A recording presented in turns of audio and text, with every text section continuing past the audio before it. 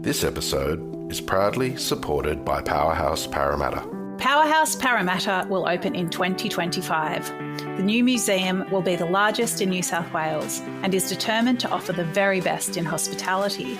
Perhaps your business can be part of defining a food and beverage offering which is expected to cater to 2 million visitors a year. This incredible opportunity for operators includes retail food and beverage, in-house residential catering, events and other hospitality ventures, encapsulating the diversity of cuisines and cultures that make Western Sydney so exciting. Interested to learn more? Powerhouse invites food and beverage operators to a briefing on Tuesday, 8th of August. For more information and to register for this exclusive briefing, go to powerhouse.com.au. I'd like to acknowledge Australia's First Nation people as the traditional custodians of the land, and for this episode in particular, the Kaurna people. I pay my respects to their elders, past and present.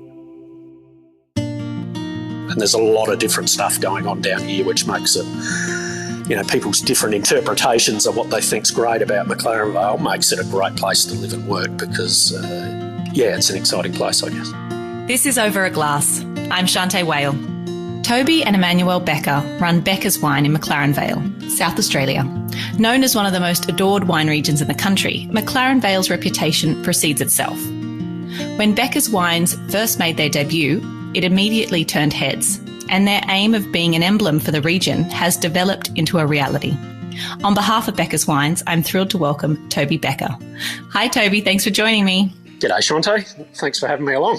Oh, we're thrilled to have you on. Actually, the first interview I've done of anyone from South Australia, shame on me. We're catching you right in harvest time. How are you travelling this vintage?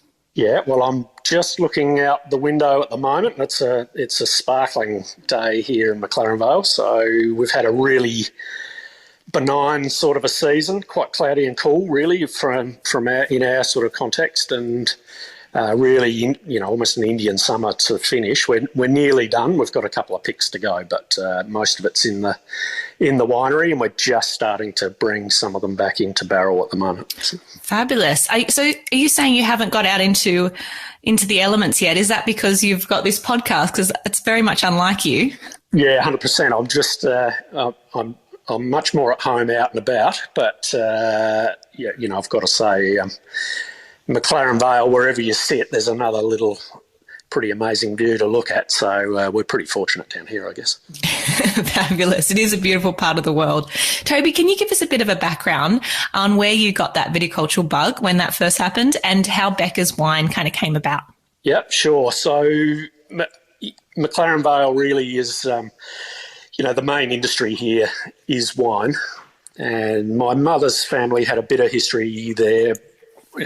She grew up in the 50s in a place called Ranella, which some people might recognise the name. So my grandfather worked in the Ranell cellars, and they had a mixed farm which included a little bit of vineyard, but they were all quite mixed farms at that time.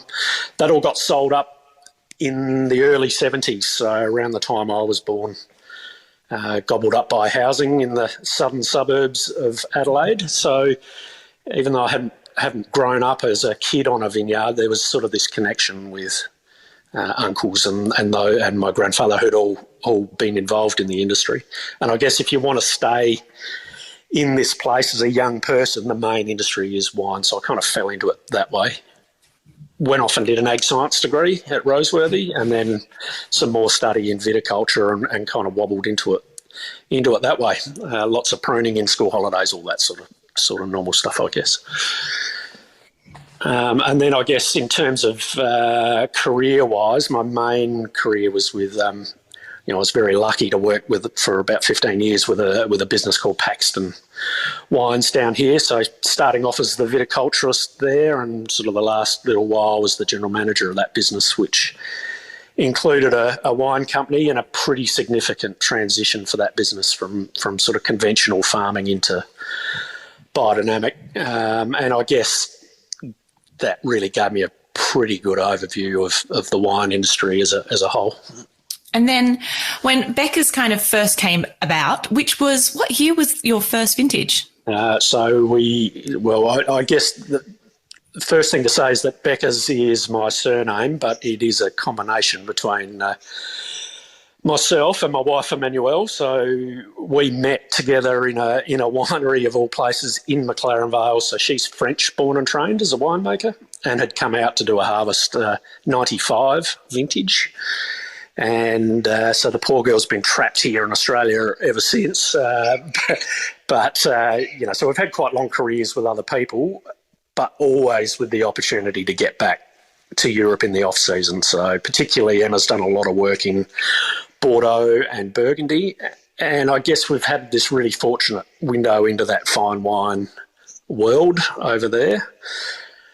And we kind of felt like McLaren Vale didn't have a singularly focused fine wine business, and so we wanted to come back and be a bit of an emblem for McLaren Vale, and we just really believe it's got amazing potential. I mean, it's been shown over quite a long time that McLaren Vale's got great potential to make fine wines with the focus, if it's given the focus it's deserved. So that was the purpose of Bekkers Wine. We started it in 2011 was first vintage. So a challenging year for most, but it turned out to be a year where I think, you could showcase you knew what you were doing and produce some pretty good wines out of that vintage. Yeah, absolutely. I mean, I remember from the very, very offset hearing about your wines, and also just how important it was to you to introduce Emmauelle and, tell the story from the both of you. And you've managed to do that so well in the offerings of what you have. But it strikes me about when you first launched onto the scene and you came in with this kind of 3 different wines that you make, and that's all you made. Tell me about how that came to be, where you offered just 3 wines. In essence, I think if you want to be a hero for a region, then you pick the hero varieties. And so for us, historically and now, Grenache and Shiraz have been the mainstay of this region. And I think particularly more recently, Grenache has been given the attention it deserves and is probably the variety that best showcases something unique from our region. So lots of places in the world do great Shiraz, and we're one of them. I think there's very few that do Grenache as well as McLaren Vale does, and that's got to do with the way that plant grows in particular. So we wanted Grenache to be a hero, and of course Shiraz, we're a Shiraz region. It's 50 or 60% of the area is planted to that variety, and that's done for a reason. It just works so well. And then I guess, singular focus. I think you look at the great wines around the world, none of them have a portfolio of 20 wines. They're all pretty focused, and so we wanted to maintain that. It's what people like about the experience here is just this really focused attention to detail, and I think that's the secret of great producers is the focus and attention they give to things. I mean, I thought a really smart move in that you really were able to kind of comprehend what you were trying to achieve and to look at the Grenache on its own, the Shiraz, and then to look at the blend of the Grenache and Shiraz and understand that as a bottling and the importance of that to the region. I feel that, you just came out of the gates really strong. But for a lot of new people that were new to the label, they were able to take away the story that you were trying to tell and wrap it up in a nice little gift bag, and you could just take it away and really be able to sell that. So I think it was really smart. But of course, we also have Emmauelle's Vion Chablis Premier Cru, which was added in. So how did that decision come about to add in a international Chablis? Well, yeah, interesting what you say about the 3 reds. I mean, because that really is our focus. And what we work quite hard on, there's 2 things we work really hard on in the winemaking side. The first one is texture in wine. And I think, people talk a lot about flavour and aroma, and that's really important. But texture's the key to fine wine. And so that element we work really hard on. And then the other part of the equation gets back to what you were saying about the 3 wines in a little bracket, and that is people find their preference based on density more than anything else in our experience. So what we wanted were 3 red wines that just gently take people up that density spectrum. So Grenache, lighter, prettier, more aromatic. Shiraz, darker, denser, a bit plusher, and then a blend of the two that's kind of a stepping stone in between. So that's where the 3 steps on the scale and the 3 red wines came from. Most of what we sell is direct to a mailing list, so we'd be 85 or 90% direct to customer. And so we get some pretty good feedback, as you'd imagine, from those people.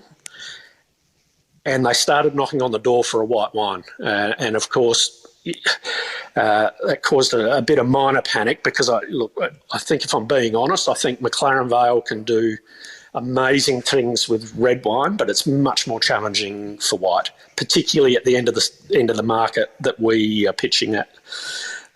We wanted, if we were going to do a white, something that'll sit. We think the reds are world class. We needed something that was going to sit in that spectrum for white.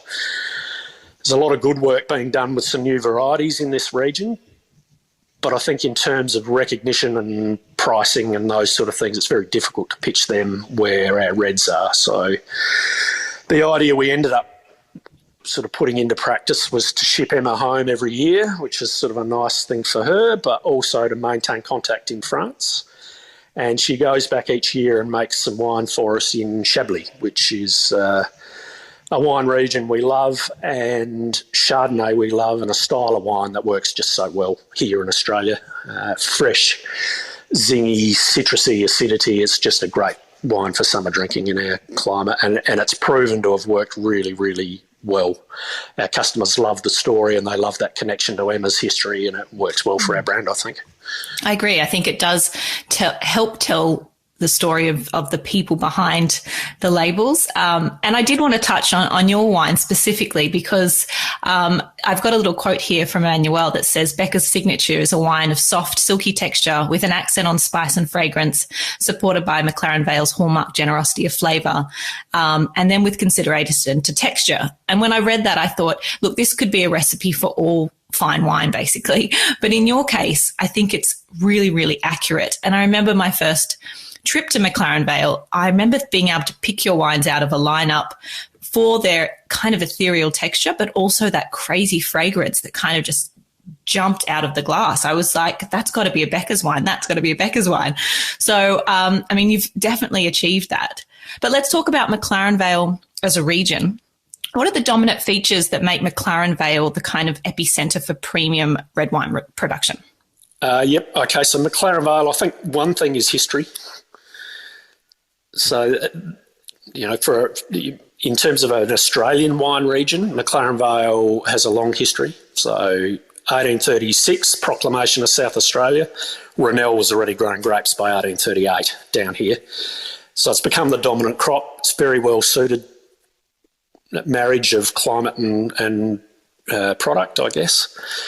So we're the beneficiaries of that. The same varieties still stand proud here. So Grenache and Shiraz have always been part of the mainstay of the region. So that's one thing.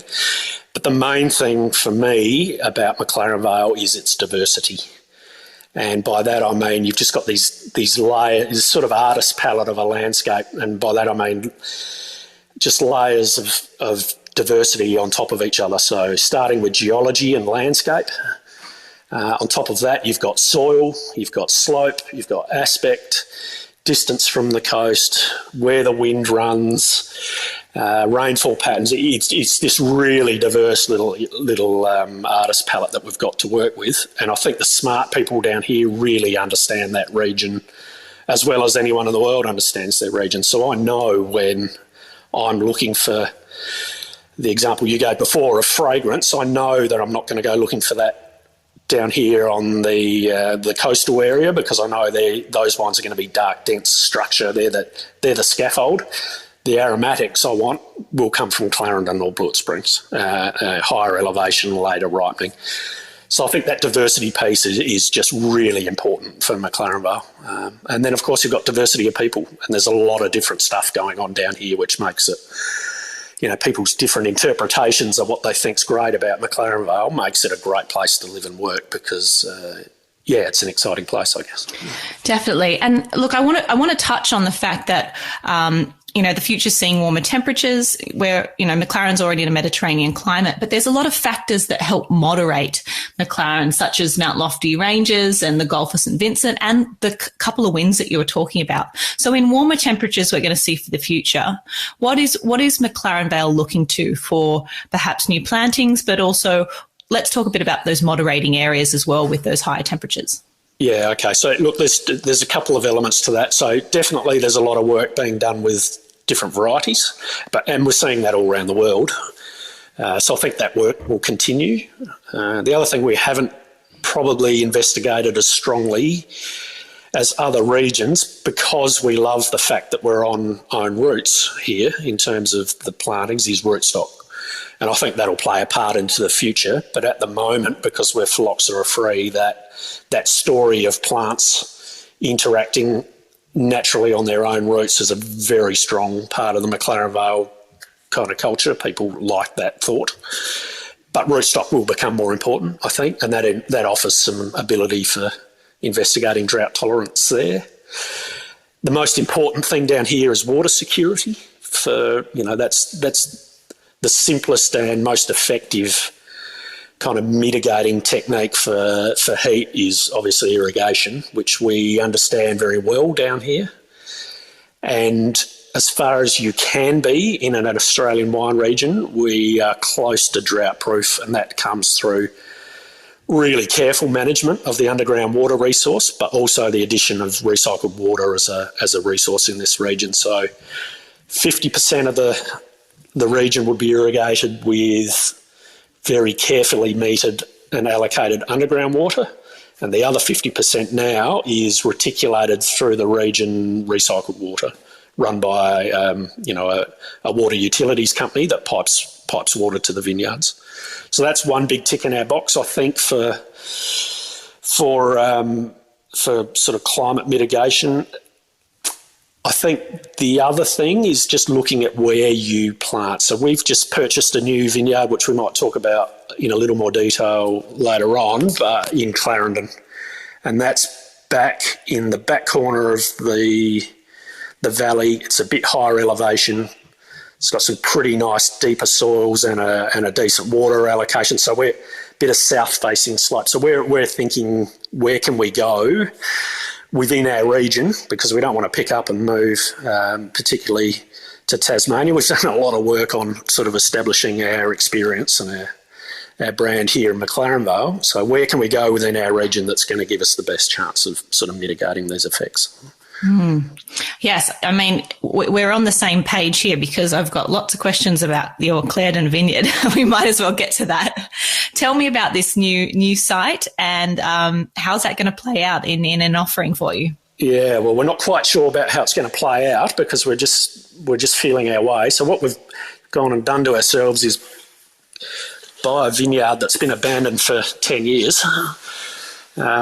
On the side of a cliff that's all contour planted that we can barely get a tractor into. So it's a pretty interesting project, but there's good reason for it. It's got a history going back to the 1840s. So it was, and there's some amazing history around this place, and it was really quite a celebrated vineyard in its day. There's some amazing old newspaper articles, talking about it being a monument to pioneering viticulture, this sort of stuff. So, and some incredible photos from sort of the 1860s onwards. So we know it's got history, we know it's got a track record, and we just love the history of it. But a very, very challenging site. It was all pulled out in the 1930s during the Depression. And then someone had a go at replanting it in the 1990s, but it's proven to be very difficult to manage because of its slope. And so we've picked it up and had to rejig the whole thing. So you know what your pergola looks like after 1 year? Well, we had 10 years worth of that on, nearly 30 acres of vineyard to sort of chop off, pull out, retrellis, graft, replant. So we've been working pretty hard the last 18 months, but we just think it's going to give us something completely unique in McLaren Vale, and it's right back in that back corner where we see these more aromatic, more fragrant slightly lighter framed red wines, and I think that's proven to be, the most important part of our brand, as you've mentioned, is this kind of, we want people to look at the wines and say, yes, I get it's McLaren Vale, but we also want them to sort of question a little bit and say, gee, it looks a bit cooler climate than I thought, and a bit lighter and spice-driven and fragrant and aromatic. We're not really interested in making a kind of a big syrupy, porty blockbuster. We want some fine wine polish in the wines, and I think Clarendon really is going to give us that. Oh, it's very exciting, but it sounds like you are making life very difficult for yourself. How long when are we looking at that? You're seeing that in 10 years, in 8 years, 5 years? When do you think that you're going to be bottling your first vintage? Yeah, well, so the vines that we're working with were planted in the early 90s, so they're right in the go zone in terms of vine age for giving us something pretty good straight off the bat. So we've picked a few tonnes this year from a couple of little sections, and we're just going to use that as a bit of a feeler just to see, what it's going to give us. Next year should be a reasonable crop out there, so we'll be assessing that pretty closely and then determining what we're going to do with the fruit. We'll sell a bit as fruit, but we'll certainly be keeping some for ourselves. Interestingly, it's the Hickenbotham property owned by the Jackson Group is straight across the river, and we know that vineyard quite well. Chris Carpenter's been doing amazing things, of course, and Pete Fraser with Cabernet. And there's some Cabernet on the property that we've purchased, and a dribble of Cab Franc. So we may be looking at an addition of something like that into either a single varietal or a blend across a few different varieties. So we'll watch this space. We'll see what we come up with. Oh, well, it sounds really exciting, and I think something to get your hands dirty and keep your mind occupied, along with producing all your other wines that are incredible. I want to touch on Grenache because I think it's so interesting. Grenache seems to be the kind of the hot word for the moment. I don't know if that's also part of, the international wine scene and southern Spain and places like that really drawing attention to what Grenache can do. But for years now, McLaren Vale has been championing this variety. And for a long time, especially as a sommelier, it was always a hand sell. And winemakers, as soon as I'd meet them from McLaren Vale, would say, how do you find Grenache? And, for a long time, I think they thought, well, they didn't think, but for a long time, it was that kind of flogging a dead horse, but they stuck to it. And now finally the world is waking up and saying, gosh, bloody Australian Grenache is not all right, isn't it? And it's like, oh my God, it's about time. So it's really in its heyday at the moment, and it's thrilling to see. How are you finding the reception to Grenache these days? Yeah, look, I think it's exactly right as you describe.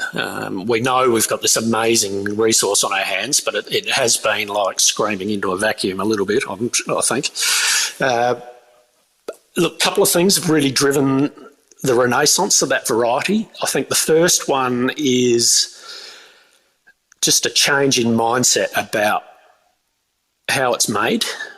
So if you go back 15, 20 years, I think people took this naturally lighter framed aromatic variety and really belted it up in the winery and tried to really wring out the tea bag, if you like, and turn it into something that looked more like Shiraz and Cabernet. And that doesn't really do the variety any favours at all, I don't think.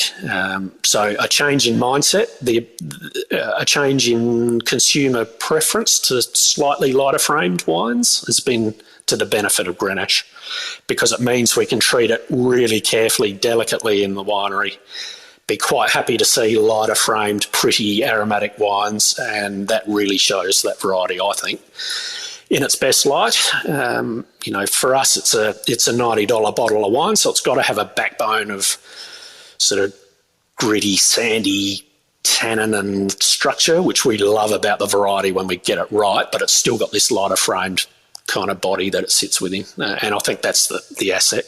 Almost, to me, looks a little sort of detuned Nebbiolo-esque kind of tannin rather than being anything that looks like Shiraz or Cabernet to me. It's got this really savoury quality when it's good that I think goes really well with food.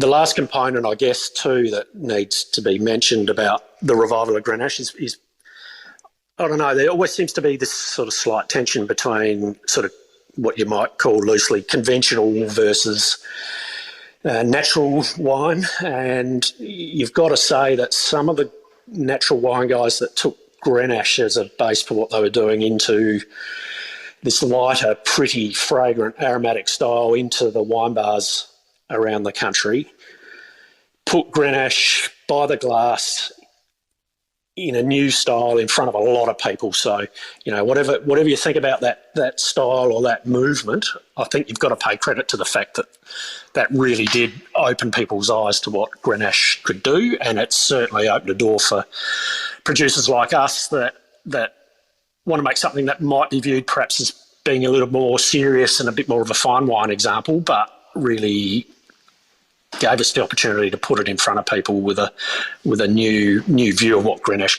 could do. It's just given people an opportunity to view that variety in a new light, I guess. Yeah, I agree. And I think that it's made way for a lot of different varieties and a different way of drinking, you know, whether it be Gamay or it be perhaps drinking a different style of Cabernet Franc. Or I think that element of where we're in warmer temperatures, we can drink slightly lighter styles of wine, you know, perhaps at lunchtime and have a glass. It just invoked a different way of drinking. And I think that that's brought forth all these wonderful varieties, and knowing there's a place for all of them at different times. And I agree. I think that it couldn't be more exciting for McLaren Vale Grenache right now. And it's asked for, you know, these days, people want it by the glass, or they say, let's have a look at your Grenache offerings by the bottle, and you don't need to suggest it anymore. It's absolutely thrilling to see that in my career. It's wonderful to see. But I want to talk just very briefly in that I think the greatest wine invoke memory and experience. And I have to say, working with your wines, I have many memories of serving a bottle, of my first tasting of a bottle, of, you know, having you in our restaurant with your members club doing wine dinners. And I really can recall those memories as being really special. And I think that that's testament to your efforts. And also, you know, your incredible selection of some of those little sneaky museum wines that you keep. And I hope you continue to do that, because having a look at some of these wines with some really great bottle age is, I think, the next step into people understanding just what McLaren Vale wines can do with age. Yeah, I agree with you. And well, we do have, these days we're putting away a little more museum wine than we did in the early days. We needed the money, so we sold everything nearly. we did keep a few, but they're dwindling. But it's so important to be able to go back through that library of wine and just follow your progress, I think. I mean, our customers do it, so we need to be able to do it too. And they love the opportunity to maybe rummage around in the cellar and, you know, fill a gap in a collection or something like that. It's a really important part of the fine wine story, I think, is to have a reasonable amount of museum stock. And look, historically, an interesting sort of fact, I think, from my perspective, is if you've had the opportunity to look at some of the older McLaren Vale wines that pop up from time to time, and I'm thinking about some of the older Darrenberg and Hardy's wines from the 60s and 70s. If you see them when they've been well cellared, it's interesting that sometimes, or probably more often than not, in my opinion, the blends of Shiraz and Grenache have almost cellared better than the straight Shiraz wines. And it's a really interesting thing to get your head around, because you would imagine the denser straight Shiraz wines should perhaps go longer, but I think it's got something to do with sort of acidity and pH with Grenache that makes them perhaps a little more stable in bottle, and perhaps the attention to detail around acidity in wine wasn't quite as intense as it is now at that time, and that's what's seen those wines live perhaps a bit better.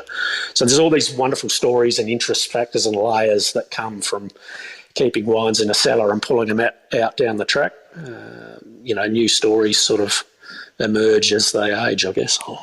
Absolutely. Oh, well, yeah, I think that, like you said, you can't always have the ability to do that early on, but now that you can, it's fantastic that you are keeping some, and, only the true loyalists, I suppose, get to have a look at those wines, but as it should be. I just want to quickly touch on as well, as a community, McLaren Vale has so many reputable brands. Who do you look for advice and kind of comradeship within the region? Oh, look, it's so diverse down here. And there's a lot of people in our region that have toiled away for so long and probably don't get the accolades that they deserve. It's a bit unfair to pick people out just off the top of my head, but I'm thinking about people like Charles Wish, who's had a long history down here with Rosemount and then now with Serafino. He's just a master of understanding our region, and quite happy to fly under the radar, but some of those wines look pretty amazing. Of course, Drew and Ray Noon are just the nicest people you'll ever meet, and have an amazing little business. I think everyone would love a little business like that, and just their connection to their little patch of dirt and the way they talk about wine and taste widely, internationally, and have a global outlook too, and a really narrow local focus for their own production. I think that's a unique story. Some of the newer guys around, I think Duncan at K Brothers is making some pretty good wines at the moment, and that I've just loved seeing the resurgence of that old brand that's been around forever. And just walking into that place, it smells like an old winery should, and that to me is just a nice link to McLaren Vale's history, but making some pretty modern styles with some of the new varieties they're playing with. So, I'm sure. Look, there's 100 others, but they're just sort of three quite diverse examples, I guess.